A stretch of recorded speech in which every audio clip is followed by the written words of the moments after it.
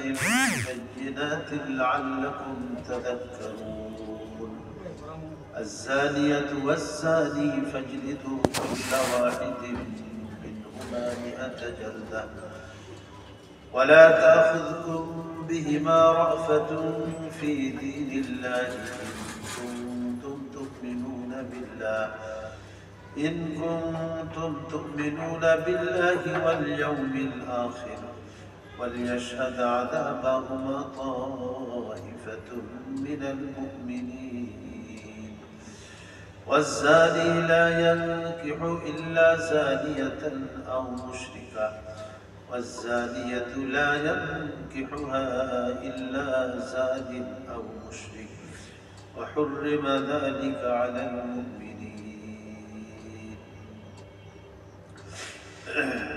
صدق الله مولانا العظيم سورة النور মাদানিয়া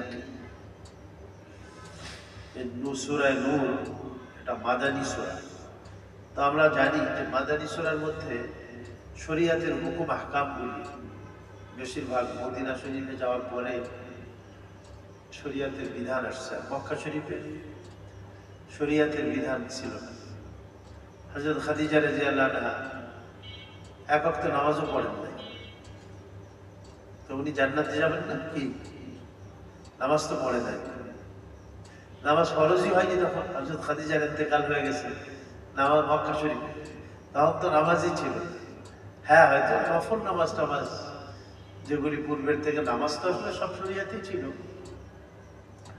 কোন শরীয়তে 2 ওয়াক্ত ছিল ক্বাবলা তুলু'আশ শামসি ওয়া ক্বাবলা গুরুবিহা ফজরের নামাজ আসরের নামাজ কোন কোন শরীয়তে ছিল তো ওই ধরনের ইসলামের পূর্বেও ওনারা এমনি নফল নামাজ নবীজি মক্কাতে গিয়ে বাইতুল্লাহর সামনে নামাজ পড়তেন কাফের মুশরিকরা এসে সেই উঁচে নাড়ি বুড়ি এগুলা নবীজির শরীরের উপরে চাপা দিত তো নামাজ তো ছিল কিন্তু ওই ধরনের ফরজ যেভাবে এখন 5 ওয়াক্ত নামাজ আমরা পড়ি বা 6 ওয়াক্ত পড়ি বেতের সহ এইভাবে তো ছিল না তো মক্কা শরীফে আসলে জমিন চাষ করছে দেলের জমিনকে চাষ করা হয়েছে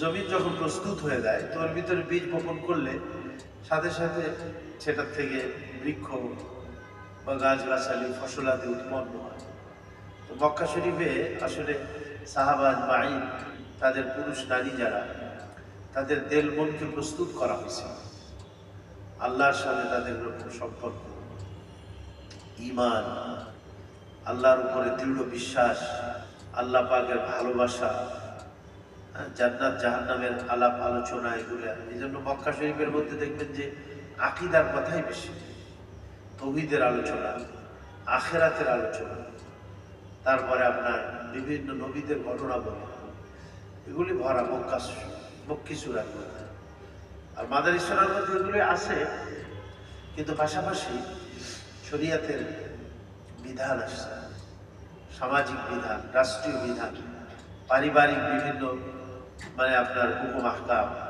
এগুলি আবার রাসূল করিম আলাইহিস সালাম হাদিসে পাকের মধ্যে এগুলোর ব্যাখ্যা বিশ্লেষণ করেছে হ্যাঁ তো এই সূরার মধ্যেও এই ধরনের হুকুম আহকাম আসছে এই জন্য অনেক মুফাসসিরিনদের মত হলো যে শরীয়তের হুকুম আহকামগুলি আসলে আল যখন আমরা নামাজ পড়বো পর্দা পুশিদা করবো হ্যাঁ তারপরে হারাম কাজ থেকে বেঁচে থাকবো হালাল ইয়ের মতো তখন দিলের ভিতরে নূর পয়দা হবে ঈমানের নূর দিলের ভিতরে সৃষ্টি হয়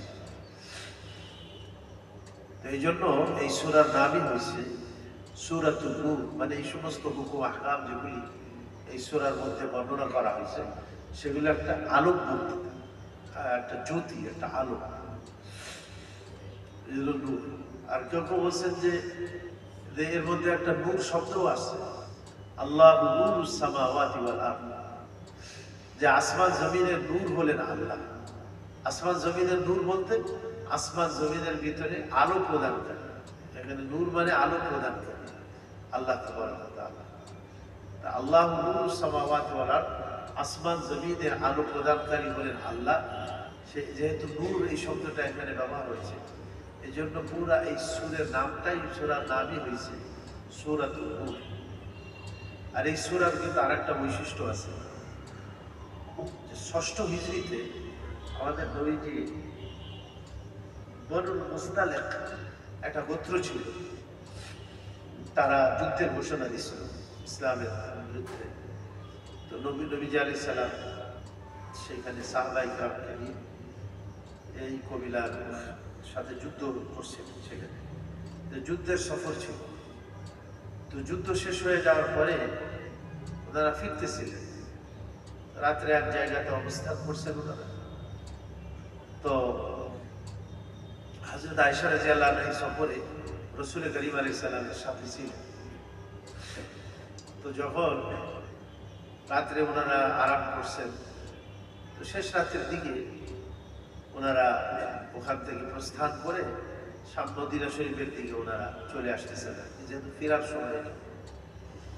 তো যুদ্ধের আগে প্রস্তুতির জন্য বলে দেয় যে এতটা এক ঘন্টার পর আমরা সবাই এখান থেকে যার যার জরুরাত প্রয়োজন এগুলি আমরা সেরে নিই। তো হযরত আয়েশা রাদিয়াল্লাহু আনহা ওই সময় জরুরাত সারার জন্য, স্বভাবগত জরুরাত যেটা ইস্তেনজা ওয়াগেরা সারার জন্য একটু দূরে উঠে গেছিলেন। তো ওইখানে কোন কোন রায়াতের মধ্যে আসছে ওখানে ওনার হার ছিলেন, হার গলার হার, যেটা খুঁজে পাইতে দেরি হয়ে যায়, অথবা অন্য যে কোনো কারণে ওনার জরুরাত সেরে এই জায়গার মধ্যে আসতে বিলম্ব হয়। তো যারা দায়িত্বে ছিল ওনার হাউদা বলে, এটাকে পালকির মতো একটা জিনিস উটের উপরে রেখে দেওয়া হতো। আর ওর মধ্যে ওনারা যেহেতু তখন পর্যার হুকুম নাজিল হয়ে গেছে, আর আপনার মদিনাতে তো কিছুদিন পরেই পর্দার হুকুম চলে আসছে, উনি পর্দা করতেন তখন। তো যারা ওই দায়িত্বে ছিল তারা মনে করছে যে উনি জরুরাত সেরে মনে চলে আসছেন, আর ওনার এই হাউদা যেটা ছিল পালকি জাতীয় একটা ইয়ে ছিল, বক্স মতো ছিল, এটার মধ্যে উনি আসেন। আর উনার শরীর ছিল হালকা পাতলা। তো ওনারাও বুঝতে পারেন নাই যে উনি নাই, মনে করছে যে আছে, উনার উটের উপরে বসাই দেওয়া হয়েছে। তো কাফেলা তো সব রওনা হয়ে চলে গেছে, অথচ ওনার ওই হাউদা যেটা ছিল সেটা তো খালি ছিল, ওর মধ্যে প্রকৃতপক্ষে উনি ছিলেন। তো কাফেলা সব চলে গেছে। তো সাধারণ নবীজি আলাইহিস সালামের অভ্যাস ছিল একজনকে দায়িত্ব দেয় যে পড়ে থাকা কোনো জিনিসপত্র বা কোনো সমস্যা আছে কিনা, বা কারোর কোনো জিনিস পড়ে আছে কিনা এটা চেক করে উনি আনবেন শেষে। তো এইখানে যুদ্ধের মধ্যে ওই যার দায়িত্ব ছিল লাস্টে সব চেক আপ করা, তো ওনার নাম ছিল সফওয়ান, হযরত সফওয়ান ইবনে মুআত্তাল রাদিয়াল্লাহু আনহু। তো যাক, হযরত আয়েশা রাদিয়াল্লাহু আনহা কাযায়ে হাজাত থেকে ফিরে যখন উনি ওনার স্থানে আসছে, দেখে যে সব চলে গেছে, কেউ নাই। তো উনি একটা চাদর মুড়ি দিয়ে উনি শুয়ে পড়ছেন। উনি চিন্তা করছেন যে যখন ওই হাউদা খোলা হবে বা মদিনাতে পৌঁছার পরে যখন দেখা হবে যে আমি নাই আমার উটের মধ্যে বা আমার ওই সাউদির মধ্যে, তখন নিশ্চয়ই আমার কাছে লোক পাঠাবেন নবীজি আলাইহিস সালাম আমাকে নেওয়ার জন্য। এই জন্য উনি আর বেশি বিচলিত হলেন না, উনি চাদর মুড়ি দিয়ে ওই জায়গার মধ্যে উনি শুয়ে থাকেন। সফওয়ান ইবনে মুআত্তাল রাদিয়াল্লাহু আনহু উনি এসে উনি পর্দার হুকুম নাযিল হওয়ার আগেই হযরত আয়েশা রাদিয়াল্লাহু আনহা উনি দেখেছেন। এখন তো পর্দার হুকুম, উনি সাথে সাথে চিনতে পারছেন যে ইনি উম্মুল মুমিনিন হযরত আয়েশা।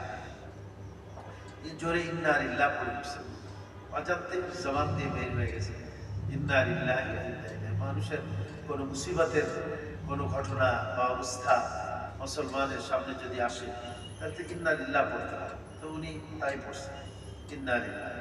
এই আওয়াজ শুনে হযরত আয়েশা চিন্তা করলেন নিশ্চয়ই এখানে কোনো মানুষ আসছে। তো উনি সাথে সাথে ওনার চেহারার কাপড় টেনে দিলেন, টেনে দিয়ে পর্দা করে ফেলেন। উনি বলেন যে না আমার তার সাথে কোনো কথা হয়েছে, হ্যাঁ, না কোনো সালাম কালাম হয়েছে, কিছুই হয়নি। উনি অনেক বুদ্ধিমতী ছিলেন, নবীজির স্ত্রী, পবিত্র স্ত্রী। তো উনি কি করলেন, ওনার সোয়ারিটা উটটা এনে ওখানে উনি বসাই দিয়ে দূরে দাঁড়ালেন হযরত সাফওয়ান। আর মা আয়েশা রাদিয়াল্লাহু আনহা উনি ওনার ওই উটের উপরে চড়লেন, বা উটের উপরে যে হাউদা ছিল ওই হযরত সাফওয়ানের, ওইটার উপরে উনি বসে উনি রশি ধরে ধরে বা সামনে উটকে দিয়ে দিয়ে সামনে গিয়ে কাফেলার সাথে যুক্ত হয়ে গেল। তো এখানে মুনাফিকিন যারা ছিল তারা একটা সুযোগ পেয়ে গেল, হ্যাঁ, যে হযরত আয়েশা রাদিয়াল্লাহু আনহা নবীজির স্ত্রী, তার চরিত্রে কালিমা লেপন করার জন্য একটা বিশাল একটা সুযোগ তারা পেয়ে গেল। এই জন্য তারা মদিনার মধ্যে এইটা চর্চা শুরু করে দিল হযরত আয়েশা রাদিয়াল্লাহু তাআলা আনহা জেনার ব্যাপারটা। জেনার অপবাদ ওনার উপর অলরেডি তারা দিয়েই দিল যে হযরত আয়েশা এবং হযরত সাফওয়ান এনাদের দ্বারা জেনা সংগঠিত হয়েছে। তো নবীজি আলাইহিস সালামের কানে চলে আসছে ঘটনা, এবং অলরেডি পুরা মদিনা শরীফ এটা একেবারে রটে গেল এই ঘটনা।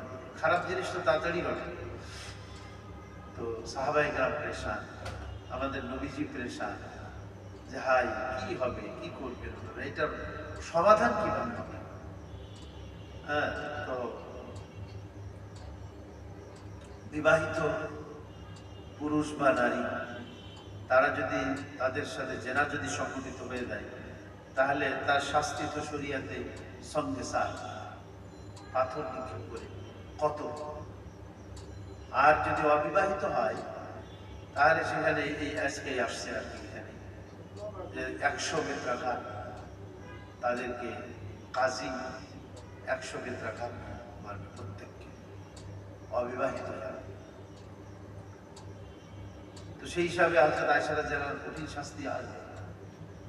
তো তখন নবীজি আলাইহিস সালাম বিচলিত হয়ে যাবে। এর মধ্যে 4 জন না 5 জনের কথা আসছে যে তারা, আর এদের সর্দার ছিল আব্দুল্লাহ ইবনে উবাই। এ ছিল মুনাফিক, রঈসুল মুনাফিকিন, মুনাফিকিনদের সর্দার। আর ওনার সাথে কিছু ভোলা ভালা মুসলমান যারা, তারাও এটার সাথে জড়িত হয়ে গেল। এরকম 4 জন কি 5 জন, তাদের একটা কাফেলা, তারা এইটার নেতৃত্ব দিল। তার মধ্যে সম্ভবত একজনের নাম ছিল হযরত আবু বকর রাদিয়াল্লাহু আনহু, খুবই নিকট আত্মীয়, হামনা মনে হয় ওনার নাম ছিল, হামনা সম্ভবত। তো ওনার মা আবার হযরত আয়েশা রাদিয়াল্লাহু আনহার খাদেমা ছিল, খেদমত করতেন। একদিন রাতের বেলা ছিল, উনি ওনার বাসার থেকে একটু আগে, তো এরকম অ্যাটাচ বাথরুমের ব্যবস্থা ছিল না, দূরে যাইতে হতো। তো উনি জরুরত ছাড়তে গিয়েছে, ফেরার পথে কাপড়ে পেঁচায় হযরত আয়েশা রাদিয়াল্লাহু আনহা পড়ে গেছে, ফেরার পথে কষ্ট পাইছে। তো সাথে সাথে ওনার যে খাদেমা মেস্তাহ নাম ছিল, তো উনি বলছেন যে উম্মে মেস্তাহ আর কি, মেস্তার মা। তো ওনার জবান দ্বারা বের হয়ে গেছে তাইসা মেস্তাহ, মেস্তার ধ্বংস।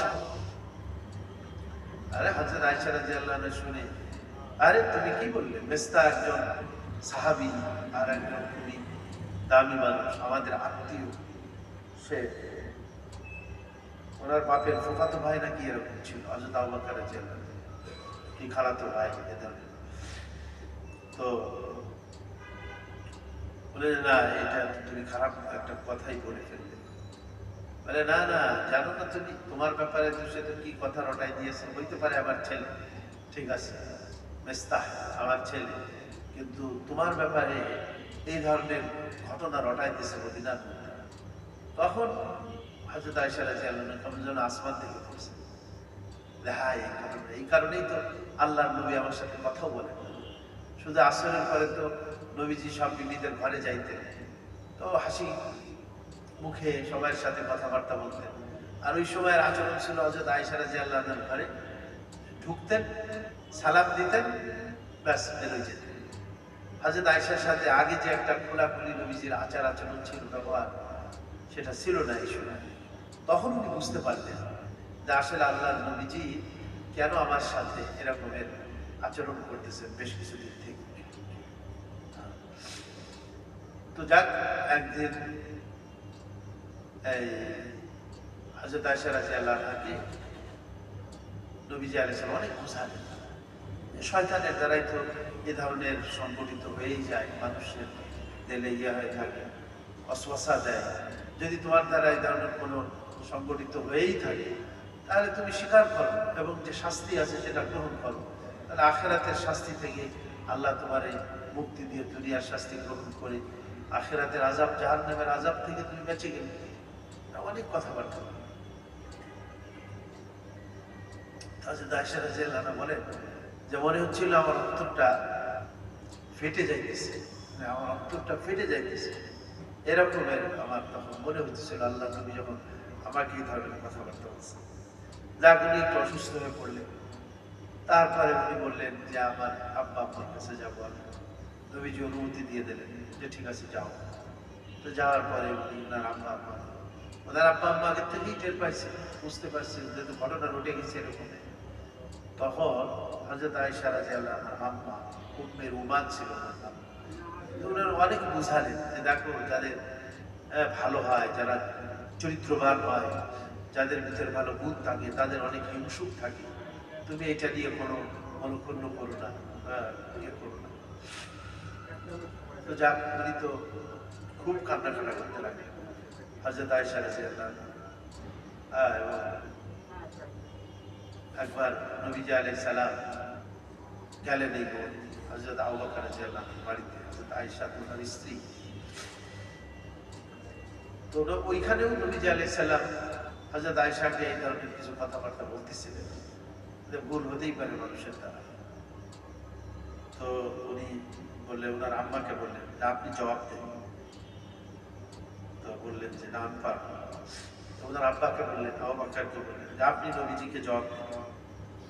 তো বলে না, এটা আমার পক্ষে ওঠা সম্ভব না। হযরত আয়েশা রাদিয়াল্লাহু আনহা বলেন, আমার বয়স কম, কিন্তু তারপরেও আমি আর সহ্য করতে পারতেছিলাম না। তখন আমি আল্লাহ নবীজিকে কিছু কথা আমি বলছিলাম যে দেখেন, আল্লাহ ভালো জানেন এই ঘটনা কি ঘটছে। আল্লাহ নিশ্চয়ই আমার পবিত্রতা প্রকাশ করবেন। আমি যদি স্বীকার করি যেটা আমি করি নাই, তাহলে হয়তো আপনাদের অন্তরে এটা বিশ্বাস করবে যে হ্যাঁ, আয়েশা এই কাজের সাথে সংশ্লিষ্ট। অথচ আল্লাহ ভালো জানেন আমি এর সাথে আমার সামান্যতম সংশ্লিষ্টতা নেই, এটা আল্লাহ রাব্বুল আলামিন জানেন। তো যাই হোক, বিশ্বম্বর চওড়া অনেক কথা বললেন হযরত আয়েশা রাদিয়াল্লাহু আনহা। কথা বলা শেষ, তখনই আল্লাহ নবীজির উপরে কি নাযিল হওয়ার যে প্রস্তাব, সেরকম অবস্থা সৃষ্টি হয়েছে। তখন এদের সামনে আয়াতে আসতেছে, এখান থেকে 10টা আয়াত নাযিল হচ্ছে সামনে। আল্লাযীনা ইয়ারমুনাল মুহসানাত, এখান থেকে শুরু করে ইন্নাল্লাযীনা, যারা এরকম ভাবে অপবাদ দেয়, তাদের কথা হযরত আয়েশা রাদিয়াল্লাহু আনহার বারাআত মানে পবিত্রতার ব্যাপারে কোরআন শরীফে 10টা আয়াত নাযিল। হযরত আয়েশা রাদিয়াল্লাহু আনহা বলেন যে দেখেন, শিয়ারা কিন্তু হযরত আয়েশাকে সহ্য করতে পারে না, হযরত আবু বকর, কিন্তু আল্লাহ পাক হযরত আয়েশার পবিত্রতা ব্যাপারে কোরআনে পাকে শাশ্বত বাণী কিয়ামত পর্যন্ত যেটা তেলাওয়াত করা হবে, উনি বলেন যে আমি ভাবতেই পারি না যে কোরআন শরীফের আয়াত নাযিল হবে। আল্লাহ তাআলা হয়তো নবীজিকে ইলহাম অথবা স্বপ্ন অথবা অন্য কোনো মাধ্যমে নবীজির অন্তরকে আল্লাহ তাআলা হয়তো ক্লিন করে দেবেন, পরিষ্কার করে দেবেন, এরকমেরই একটা আমার ধারণা ছিল। কিন্তু আমি তো এটা ভাবতেও পারিনি যে আয়াত নাযিল করে দেবেন, কোরআন শরীফের অংশ হয়ে যাবে। আল্লাহ হযরত আয়েশা রাদিয়াল্লাহু আনহা বিশাল ফজিলত। হযরত আবু বকর রাদিয়াল্লাহু আনহু যেমন ছিলেন, ওনার মেয়ে হযরত আয়েশা করে ছিলেন। তো হযরত ওনার আব্বা আম্মা বললেন যে যাও, তুমি এখন নবীজির কাছে যাও আর নবীজির শুকরিয়া আদায় করো, আল্লাহর শুকরিয়া আদায় করো।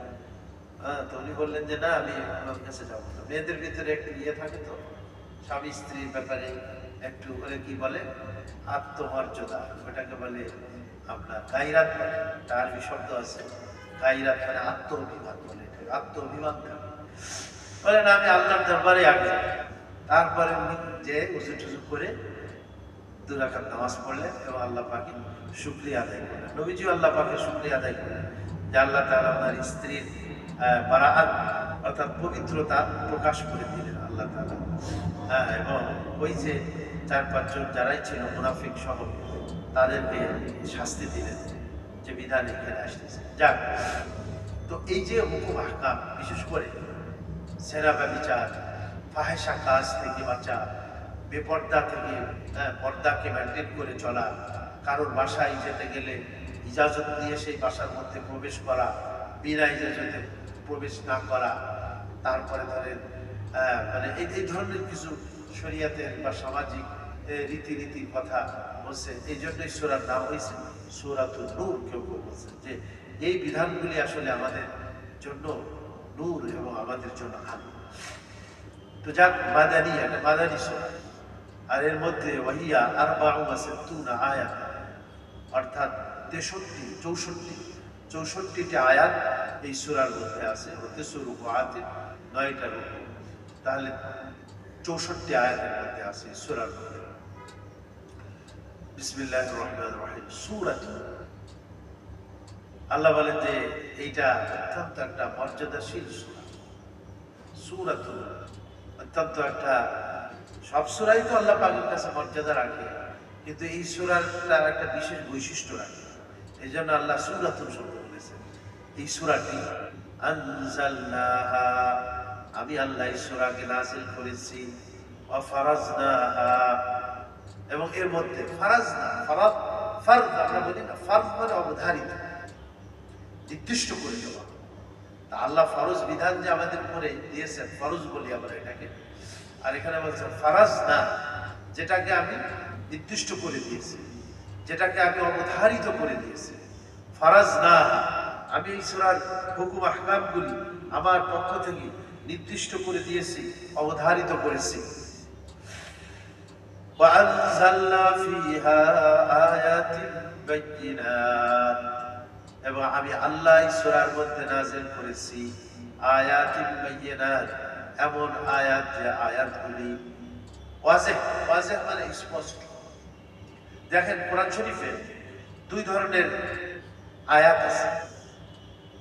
একটাকে বলে আয়াতে মুহকামাত, স্পষ্ট বা বাইয়িনাত, তার বিধানের ভিতরে কোনো প্যাঁচগোছ নাই, কোনো অস্পষ্টতা নাই, বোঝা সহজ আমাদের জন্য। আর একটা আছে মুতাশাবিহ, তার মানে তার ভিতরে একটু প্যাঁচগোছ আছে, বোঝাটা একটু দুষ্কর। তো মুতাশাবিহ আয়াত যেগুলি আছে, যেরকম ধরেন ইস্তাওয়া আলাল আরশ, আল্লাহ আরশের উপরে বসলেন। ইয়াদুল্লাহি ফাওকা আইদিহিম, তাদের হাতের উপরে আল্লাহর হাত আছে। আল্লাহর হাত কি? আমাদের আল্লাহ আরশের উপরে বসছেন, আল্লাহ আবার বসা কি? বসে নাকি আল্লাহ আবার? এই জিনিসগুলা দ্বারা মানুষের মধ্যে প্যাঁচ লাগে। এই জন্য আয়াতে মুতাশাবিহাতের পিছনে পড়তে মানা করা হয়েছে।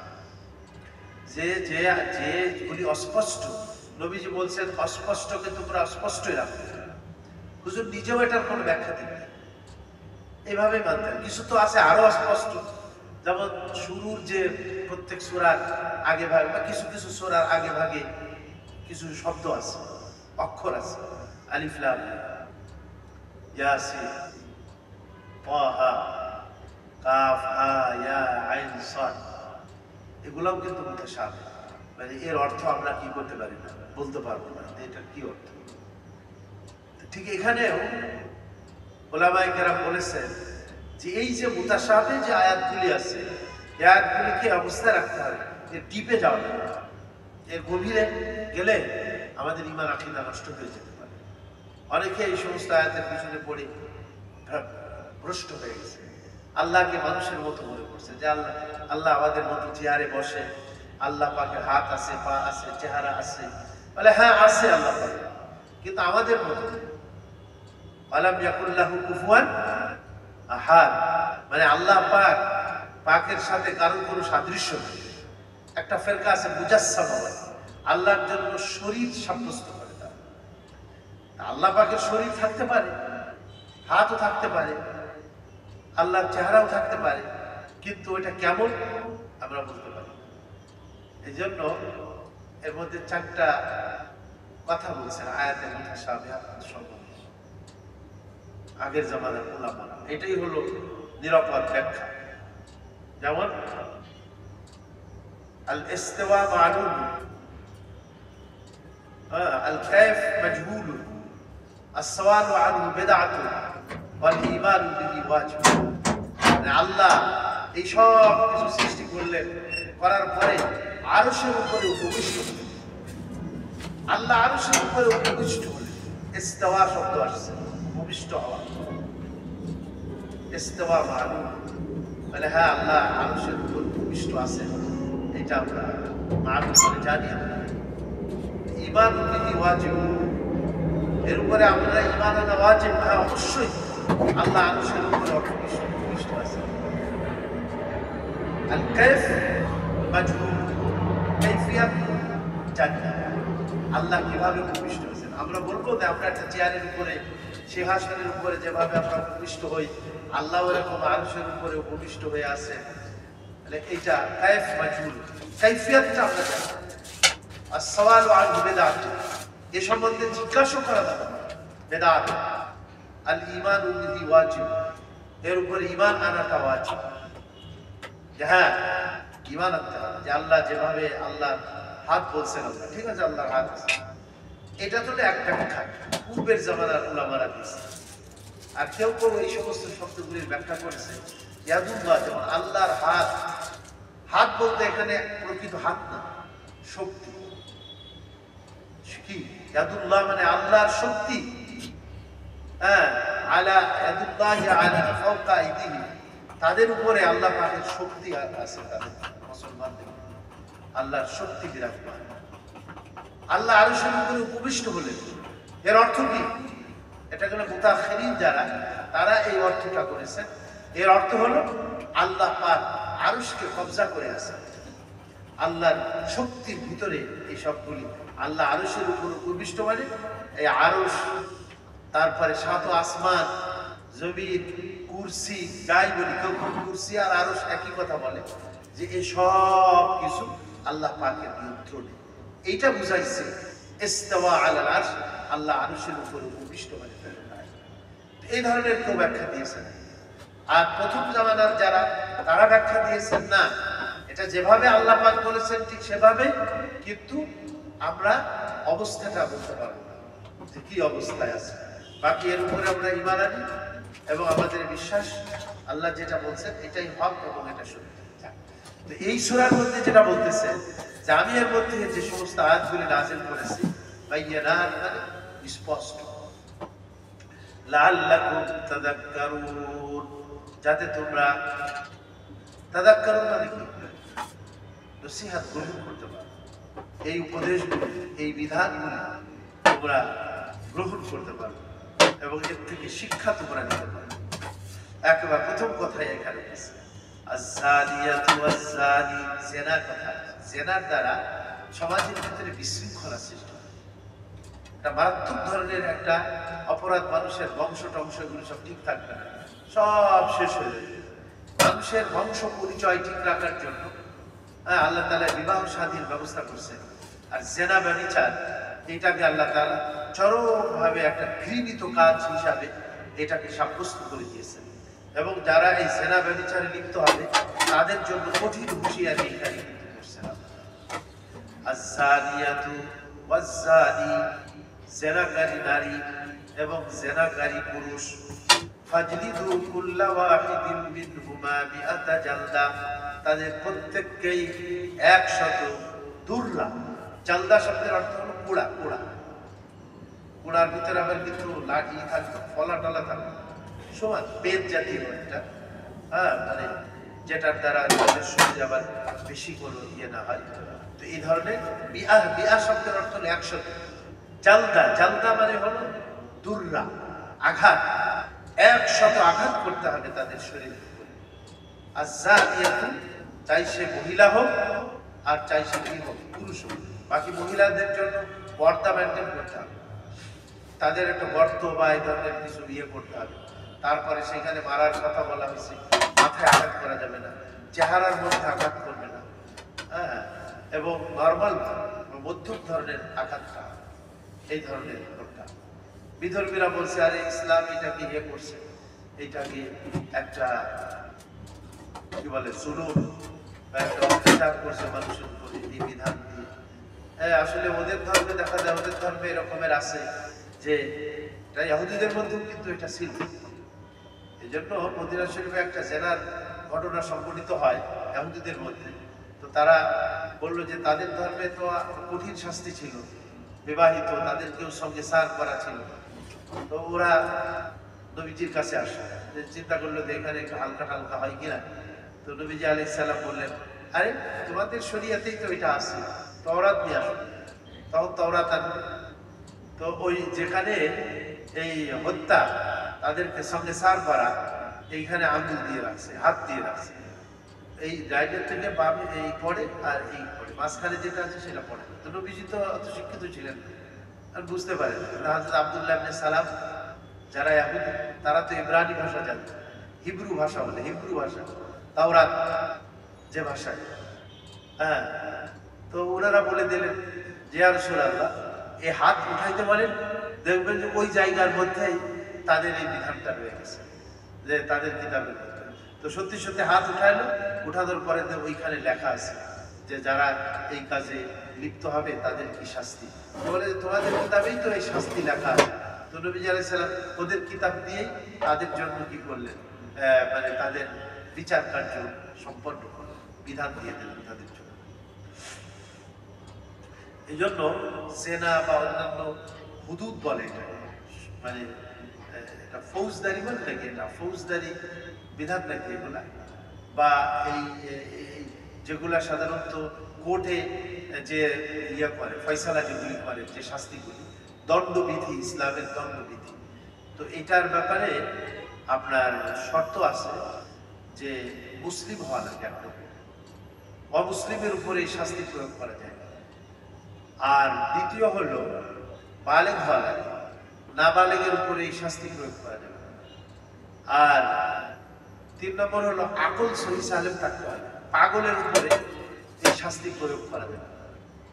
হ্যাঁ, এই এরকমের আরো কিছু শর্ত শারায়েত আছে যে এই বিধান কার্যকারী করতে গেলে কিভাবে করতে হয়। তো ওদের ধর্মগ্রন্থের মধ্যে এ ধরনের, বা ওদের কাছে এরকমের আছে যে একজন লোক আসবে, দূর থেকে দৌড়ে আসবে, দৌড়ে আসে তার গায়ে যত শক্তি আছে তত শক্তি দিয়ে তাকে কি করবে, আঘাত করবে। তো এটাও তো একটা পশুত্বের কাজ। তো তোমরা ইসলামের কথা বলা, তোমাদের ধর্মেই তো এই ধরনের শাস্তির কথা বলা আছে তোমাদের ধর্মে। তো তোমাদের ধর্মেও তো পশুত্ব ধর্ম হলো এটা। তো ইসলাম তো অত কঠিন বলে না। এটা স্বাভাবিক যে মানে ইয়ের দায়িত্বে থাকবে, জল্লাদ বলে যে ওটাকে প্রয়োগ করে, শাস্তি যে প্রয়োগ করবে, সে স্বাভাবিকভাবে তাকে আঘাত করবে এবং আপনার নর্মালভাবে আঘাত করবে, 100টা বেত্রাঘাত করবে। আর জানিয়াতু ওয়াজ্জানি, চাই সে নারী হোক আর চাই সে পুরুষ হোক, ফাজলিদু কুল্লা ওয়াহিদিন মিনহুমা, তাদের প্রত্যেককে তোমরা আঘাত করবে, মিআতা জালদাতিন, 100 বেত্রাঘাত। তবে এখানে আবার দেখেন, এই 100 বেত্রাঘাত করার ব্যাপারে অনেক সময় আমাদের মানুষ তো আমাদের দিল তো একটু নরম হয়ে যায়। শাস্তি প্রয়োগ করার ক্ষেত্রে ইসলাম কোনো ধর্মীয়াত বা কোনো নম্রতা দেখানো, এটা সম্পূর্ণ মানা করে দিয়েছে। এটা একেবারে কঠোরভাবে এটাকে কার্যকরী করতে হবে। কারণ একটা দেশের আইন শৃঙ্খলা রক্ষা করতে গেলে এই শাস্তি কোনো বিকল্প নেই। হ্যাঁ, এবং এইটা বলছে যে শুধু ঘরের মধ্যে একটা কোনার মধ্যে শাস্তি প্রয়োগ করলো এরকম, এটা জনসম্মুখে করতে হবে, মানুষ এদের দ্বারা কি করবে, শিক্ষা গ্রহণ করবে। এজন্য সামনে বলতেছে ওয়ালা তাখুযকুম বিহিমা রাফাতুন ফি দীনিল্লাহি ইন কুনতুম তু'মিনুনা বিল্লাহি ওয়াল ইয়াউমিল আখির, তোমরা যদি সত্যিকারে আল্লাহ পাকের এবং আখিরাতের উপর ঈমান রেখে থাকো, তাহলে আল্লাহ পাকের এই দ্বীনের আহকামাত প্রয়োগ করার ক্ষেত্রে যেন কোনো রকমের নম্রতা তোমাদের স্পর্শ না। আসলে দেখেন, ইসলাম মানুষের সাথে আচার আচরণের ক্ষেত্রে নম্রতা প্রদর্শন করছে। নরম ভাবে তুমি কথা বলো, পাড়া প্রতিবেশীর সাথে, সবার সাথে, কিন্তু শাস্তি প্রয়োগ করার ক্ষেত্রে নম্র হতে নিষেধ করছে।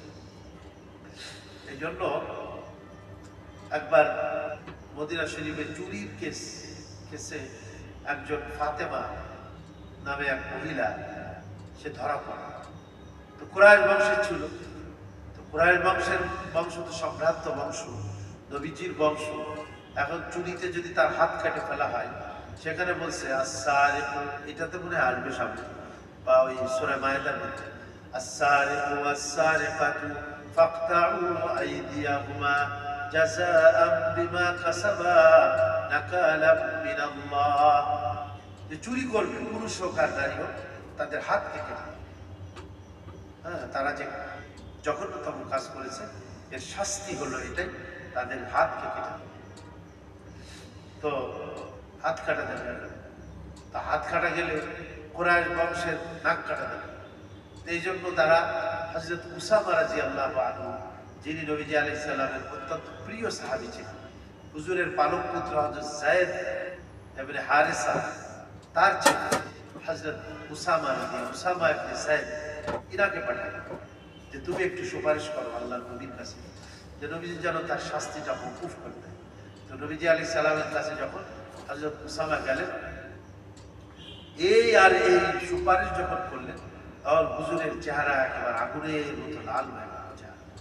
হুজুর তখন বললেন যে তোমরা আতাশফাউনানি ফি হাদ্দিন মিন হুদুদিল্লাহ, আল্লাহ পাক যে হদ এবং যে দণ্ডবিধি তিনি নির্দিষ্ট করে দিয়েছেন, সে ব্যাপারে তোমরা আমার কাছে সুপারিশ করো। তারপরে শক্ত কথা বললেন, ওয়ালাউ আন্না ফাতিমাতা বিনতে মুহাম্মদ সারাকাত লাকাতাতু ইয়াদা, তুমি ওই ফাতেমা কুরাইশ বংশের, তার কথা বলতেছো, আরে আমার কন্যা ফাতেমা বিনতে মুহাম্মদ, সে যদি চুরি করত তাহলে আমি তার হাত কেটে দিতাম। সুবহানাল্লাহ। কত আইন প্রয়োগ করার ক্ষেত্রে কত কঠোরতা থাকে। এই জন্য আল্লাহ এখানে বলতেছে, ওয়ালা তাখুযুকুম বিহিমা রাফাতুম ফি দীনিল্লাহ, আল্লাহর দ্বীনকে কায়েম করতে গিয়ে, শরীয়তের দণ্ডবিধি কায়েম করতে গিয়ে কোন নম্রতা যেন তোমাদেরকে স্পর্শ না করে, যে ঠিক আছে 50টা মারলাম, অনেক হয়েছে, যা কারণ বাদ দিয়ে দিলাম। একটা হলো হুদুদ, যেটা শরীয়ত নির্দিষ্ট করে দিয়েছে, এর ভিতরে কোনো ছাড় নাই। আর একটা বলে তাজির বলে, অর্থাৎ শরীয়ত নির্দিষ্ট করে দেয়নি, কিন্তু এটা কাজী যিনি থাকবেন তার এখতিয়ারে দিয়ে দিয়েছে, এটাকে তাজির বলে, যে সেটা কম বেশি শাস্তি একটা তার অপরাধকে বিবেচনা করে তার জন্য একটা শাস্তি নির্দিষ্ট করেছে। এটা আল্লাহর পক্ষ থেকে নির্দিষ্ট নাই, এটা কাজীকে পাওয়ার দেওয়া হয়েছে, সে এটাকে কি করতে পারে, সেখানে কম বেশি করা এটা কাজীর ব্যাপার। কিন্তু আপনার আল্লাহ যেটা নির্দিষ্ট করে দিয়েছে, এ ব্যাপারে নবীজিও কি করতে পারেন না, এটাকে মওকুফ করার অধিকার নাই। নবীজি বললেন ওই ঘটনায় যে দেখো, আল্লাহ যেটাকে নির্দিষ্ট করে দিয়েছে, হাত কেটে দেওয়া, এটা চুরির কেসে ধরা পড়ছে, তো অবশ্যই কি করতে হবে, তার হাত কাটাই পড়বে। দেখেন, এই যে জেনা ব্যভিচার সংগঠিত হওয়া, এটার মধ্যে এই শাস্তি প্রয়োগ করার ক্ষেত্রে এটা প্রমাণ হতে হবে দুই ভাবে। একটা হলো সে হয়তো স্বীকার করবে, যে নবীজি আলাইহিস সালামের জামানাতে যে কয়টা ঘটনা ঘটছে প্রত্যেকেই স্বীকার করছে, তারপরে তার উপরে শাস্তি প্রয়োগ করা হয়েছে। এবং একজন তো নিজে আসি বলছে, আর নবীজি 4 বার চেহারা ঘোরায় নিয়েছেন, পাপির দিয়ে আলোচনা, হে আল্লাহ নবীজি আমাকে আপনি পাক করেন। কারণ ওনাদের দেহের মধ্যে আখিরাতের শাস্তির ভয় বেশি ছিল দুনিয়ার শাস্তির থেকে। হে আল্লাহ নবীজি আমাকে পাক করেন। হুজুর মানে কি কি কি হয়েছে, আমার এমনি জানাই না, আমি জানা সাথে সাথে নবীজি চেহারা ঘোরায় দিয়েছে অন্যদিকে। হুজুর কেমন যেন এটা সরে দিই, সে আবার আর এক দিক দিয়ে নবীজির সামনে আসছে, আসা বলছে ইবনি জানাই তুই ইয়া রাসূলুল্লাহ তাহির, হে আল্লাহর নবীজি আমার দ্বারা জেনা সংগঠিত হয়ে গেছে, আপনি আমাকে পাক করেন। হুজুর আবার অন্যদিকে চেহারা ঘুরাই দিয়েছে, 4 বার এরকম করছে। তারপরে নবীজি আলাইহিস সালাতু ওয়াসসালাম সেই মহিলাকে আর ওই সময় আরেকটা পুরুষের দ্বারা সংগঠিত হয়েছে, এই উভয়কে ওই ওই ওই মহিলার যখন পেটে বাচ্চা ছিল বলে বাচ্চা প্রসব হওয়ার পরে আসুন, তারপরে আবার আসছে, তারপরে বাচ্চা যখন খাওয়া শিখবে, দুধ ছাড়ানো শেষ হবে তখন আসুন, তারপরে দুধ ছাড়ানো শেষ হয়ে রুটি হাতে দিয়ে তারপরে নবীজির কাছে আসছে, তারপরে ওই বাচ্চার জিম্মাদারি একজনকে দিয়ে তারপরে ওই মহিলাকে কি করা হয়েছে সঙ্গে সার করা। তার মানে আর আমরা হইলে তো এই রকমের নবীজি 4 বার তাকে প্রত্যাখ্যান করছে, তারপরে পর্যায়ক্রমে আবার সে আসছে।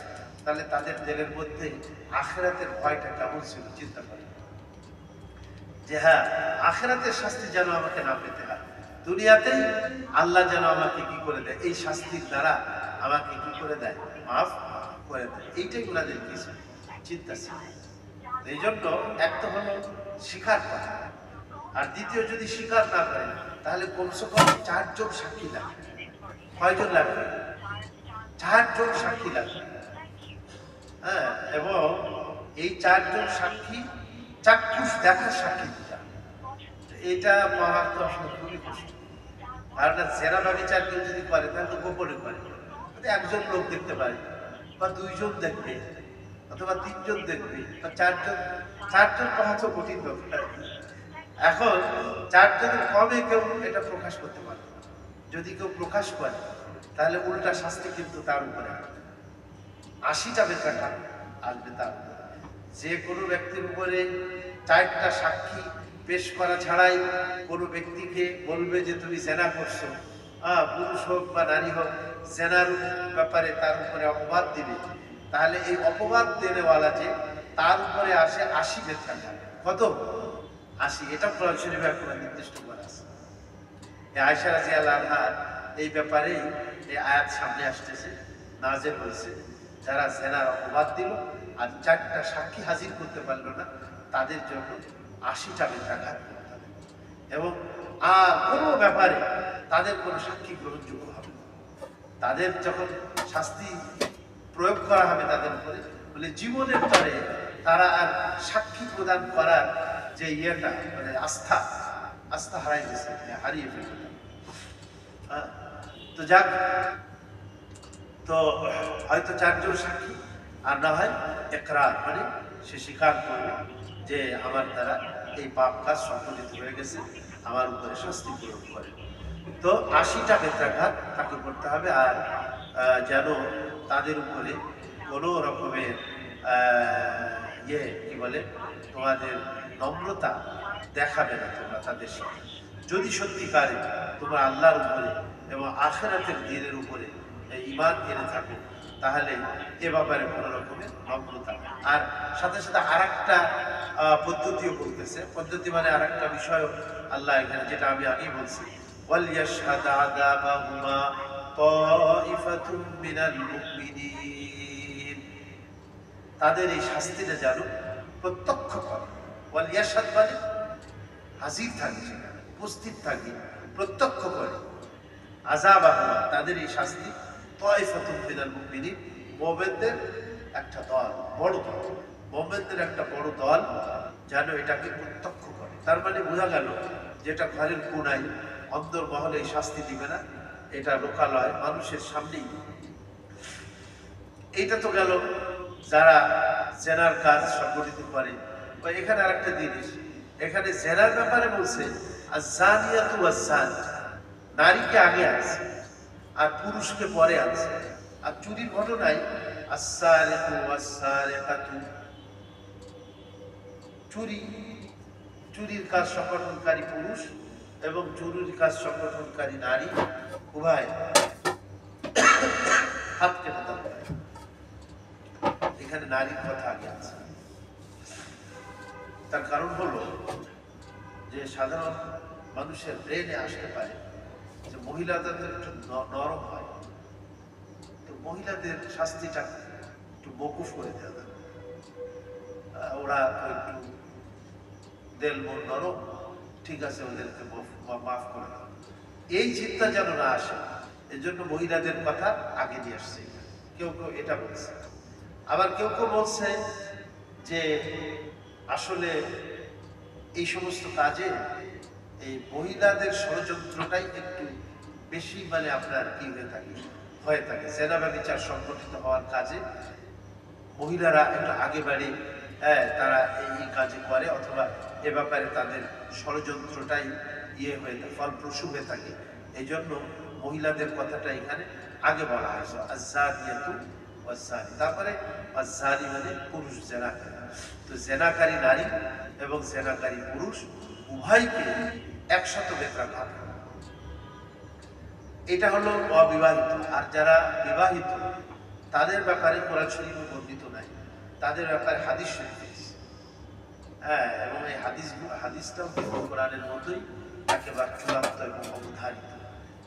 সেইখানে হলো যে যাদের বিবাহ শাদী হয়ে গেছে তারা আপনার কোনো পুরুষ হোক অথবা নারী হোক, তারা যদি এই কাজে লিপ্ত হয় তাহলে তাদের শাস্তি এইটাই যে তাদের পাথর বেড়ে তাদেরকে কি করতে হবে, এরকম খতম করে দিতে হবে।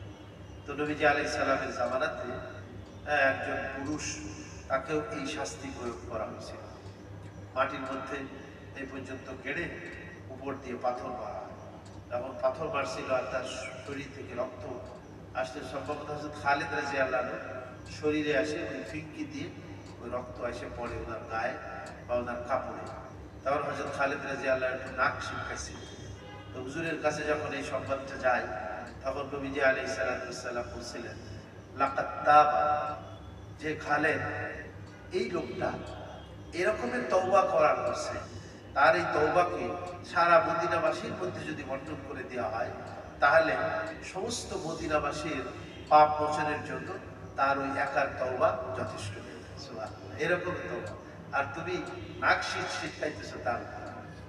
তো আসলে এইখানে আবার একটু মাযহাবের ইখতিলাফ আছে। ইমাম শাফিঈ রাহমাতুল্লাহ আলাইহি বলেছেন যে দুনিয়াতে কারোর উপরে এই ধরনের পাপ কাজে হদ যদি জারি করা হয় তাহলে এর দ্বারাই তার আখিরাতের শাস্তি মাফ হয়ে যাবে। কিন্তু আমাদের ইমাম হানিফা রাহমাতুল্লাহ আলাইহি বলেছেন যে না, শাস্তি দ্বারা কখনো আখিরা এই দুনিয়ার এই যে শাস্তি যেটা অপরাধের, এটার দ্বারা তার ওই পাপ মোচন হয়। এই শাস্তি হলো অন্যান্য মানুষকে সতর্ক করার জন্য। শাস্তি এই কি বলে আখিরাতের পাপ মোচনের জন্য তার এই শাস্তি যথেষ্ট না, তার তওবা করতে হবে। কি করতে হবে? তওবা করতে হবে। সাধারণত এই সমস্ত শাস্তির বিষয়গুলা এক হাদিসে আসছে যে দুনিয়াতে যাদের এই ধরনের শাস্তি সংঘটিত হয়ে যায় আল্লাহ ওদেরকে মাফ করে দেবেন আখিরাতে। তো সেই হাদিসের জবাব বলছে যে সাধারণভাবে যখন শাস্তি দেওয়া হয় তো স্বাভাবিকভাবে মানুষ তওবা করে, মানুষ কি করে ফেলে? তওবা করে ফেলে। তো যার কারণেই ওই সমস্ত আয়াতগুলির মধ্যে বা ওই সমস্ত হাদিসগুলির মধ্যে যে আপনার বলা হয়েছে যে ওই শাস্তির দ্বারা তারা আখিরাতের শাস্তি মাফ হয়ে যায়। কিন্তু ইমাম শাফিঈ রাহমাতুল্লাহ আলাইহি বলছেন যে না, সে তওবা যদি নাও করে ওই শাস্তি দেওয়াটাই তার আখিরাতের শাস্তির জন্য যথেষ্ট হয়ে যায়। আখিরাতে আর তার কি হবে না, কোনো শাস্তি হবে না। ইমাম আবু হানিফা রাহমাতুল্লাহ বলছেন যে না, যদি সে তওবা না করে তাহলে ওই শাস্তি তার জন্য যথেষ্ট হবে না, বরঞ্চ তওবাটাই হলো আসল তার গুনাহ মাফের জন্য কার্যকারী কাজ হলো তওবা করা। তো সাধারণত যেহেতু তওবা করে থাকি এই জন্য তাকে কি করা হয়, তার মাফ হয়ে যায়। আর আরেকটা সামাজিক শাস্তি জেনাকারী পুরুষ আর জেনাকারী নারী, সেটা আল্লাহ তাআলা এই আয়াতের মধ্যেই বলতেছেন। এটা বলে আমরা আজকে শেষ করি। আয-যানিয়াতু ওয়াজ-যানি লা ইয়ানকিহু ইল্লা যানিয়াতান আও মুশরিকা। জেনাকারী পুরুষ সাধারণভাবে জেনাকারী নারীকেই বিবাহ শাদী করে অথবা মুশরিককে বিবাহ করে। এটা দুনিয়ার একটা নিয়ম যে খারাপ হয় তো সাধারণভাবে সে খারাপের দিকেই ধাবিত হয়। কোনো ভালো মানুষ জেনাকারী মেয়েকে বিবাহ করতে চায়।